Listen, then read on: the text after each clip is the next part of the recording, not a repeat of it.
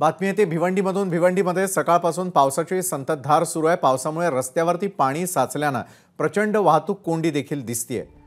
तर अनेक दुचाकी वाहनं या पाण्यामधून जात असल्याने बंद पडलेली असून त्यामुळे दुचाकी चालकांना वाहनं पाण्याबाहेर काढून त्यांना सुरू करण्यासाठी मोठी कसरत करावी लागते।